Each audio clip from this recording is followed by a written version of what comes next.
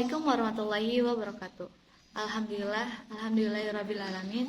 Wassalatu wassalamu ala asrofil anbiya'i wal mursalin wa ala alihi washabbihi ajmain. Rabbi israh li sadri wa yassir li amri wahlul 'uqdatam min lisani yafqahu qawli. Amma ba'du. Segala puji bagi Allah Subhanahu wa taala yang telah memberikan kita nikmat iman, nikmat ihsan dan juga nikmat Islam sehingga hingga hari ini kita diberi keselamatan dan kesehatan oleh Allah Subhanahu wa taala. Tak lupa juga sholawat serta salam marilah kita limpah curahkan kepada baginda kita Nabi Muhammad SAW, kepada keluarganya, sahabatnya, tabi'in-tabi'atnya dan kita sebagai pengikutnya. Semoga diberikan syafaatnya hingga akhir zaman nanti. Nah, pada kesempatan yang mulia ini, marilah kita merenung betapa pentingnya berdakwah dengan ikhlas. Tapi tahu nggak, apa sih itu dakwah?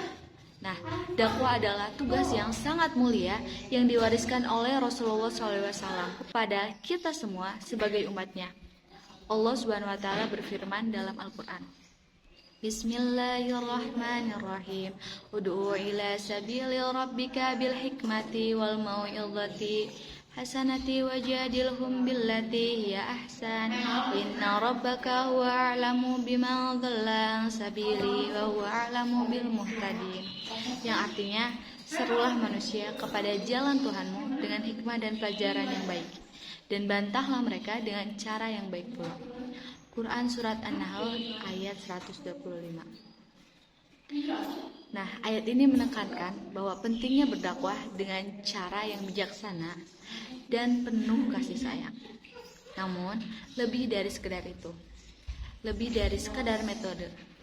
Ini niat kita juga dalam berdakwah haruslah murni, tidak ada campur dari lainnya. Niat yang ikhlas hanya untuk mengharap ridha Allah Subhanahu wa taala. Inilah yang menjadi inti dari segala amal ibadah kita. Maka dari itu, mari kita luruskan niat dalam berdakwah. Sebab hal ini memiliki keutamaan yang luar biasa. Kira-kira apa sih keutamaan dari niat berdakwah dengan ikhlas itu? Oke. Diriwayatkan oleh Umar bin Khattab, Rasulullah SAW bersabda, "Innamal a'malu binniyat."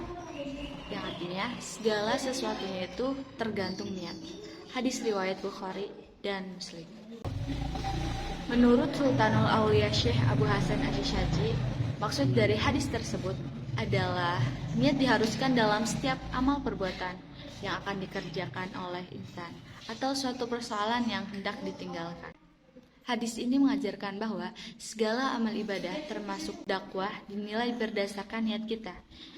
Maka jika niat kita ikhlas karena Allah, kita akan mendapatkan pahala dan berkah.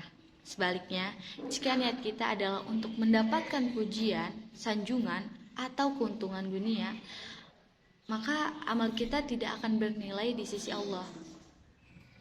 Keikhlasan adalah kunci utama agar dakwah kita diterima di sisi Allah dan memberikan manfaat yang hakiki bagi diri kita dan orang lain.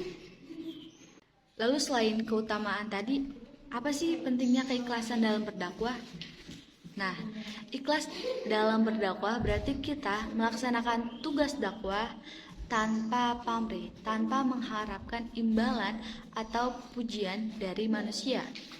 Gitu. Kita hanya mengharapkan ridha Allah Subhanahu wa taala saja. Allah berfirman, Bismillahirrahmanirrahim. Qul inna sholati wa nusuki wa mahyaya wa mamati lillahi rabbil alamin. Yang artinya, katakanlah wahai Muhammad, sesungguhnya sholatku, ibadahku, hidupku dan matiku hanyalah untuk Allah, Tuhan semesta alam. Quran Surat Al-An'am ayat 162. Nah, ayat ini menegaskan bahwa segala yang kita lakukan, termasuk berdakwah, haruslah ditujukan hanya kepada Allah. Harus ditujukan hanya kepada Allah Subhanahu wa taala. Tidak boleh dan tidak ada unsur yang lainnya. Keikhlasan menjadikan setiap langkah dakwah kita bernilai ibadah dan mendapat pahala yang besar di sisi Allah. Begitu teman-teman. Allah Subhanahu wa taala telah mengajarkan kita untuk menggunakan hikmah juga atau kebijakan dalam berdakwah. Nah, ini berarti kita harus memahami situasi dan kondisi serta mampu memilih cara yang paling tepat untuk menyampaikan pesan Islam. Dan tidak semua orang bisa menerima pesan dengan cara yang sama tentunya. Sehingga kita harus pandai menyampaikan metode dakwah kita. Rasulullah Shallallahu Alaihi Wasallam bersabda, "Balighu ani walau ayah," yang artinya sampaikanlah dariku meskipun satu ayat. Hadis riwayat Bukhari. Hadis ini menunjukkan bahwa setiap kita memiliki kewajiban untuk berdakwah, walaupun hanya menyampaikan satu ayat. Kita tidak perlu menunggu menjadi ustazah, ustadz, ulama besar untuk bisa berdakwah. Dengan niat yang ikhlas dan ilmu yang kita miliki, kita bisa menyampaikan pesan-pesan kebaikan kepada orang lain.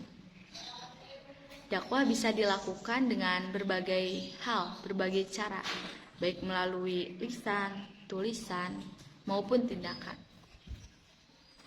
Nah, yang terpenting adalah kita melakukannya dengan ikhlas dan niat yang murni, niat yang tulus. Maka dari itu, marilah kita semua berusaha untuk berdakwah dengan ikhlas, penuh kesabaran, kebijaksanaan, dan selalu memberikan teladan yang baik. Semoga Allah Subhanahu wa Ta'ala memberikan kita kekuatan dan juga keikhlasan dalam melakukan atau menjalankan tugas mulia ini. Dan semoga segala usaha kita dalam berdakwah mendapatkan ridho dan pahala dari Allah Subhanahu wa Ta'ala. Amin amin ya rabbal alamin. Mungkin cukup sekian dari saya. Maaf bila ada salah-salah kata dalam penyampaian ini. Semoga segala kesalahan saya bisa dimaafkan. Terima kasih. Sekian dari saya. Wassalamualaikum warahmatullahi wabarakatuh.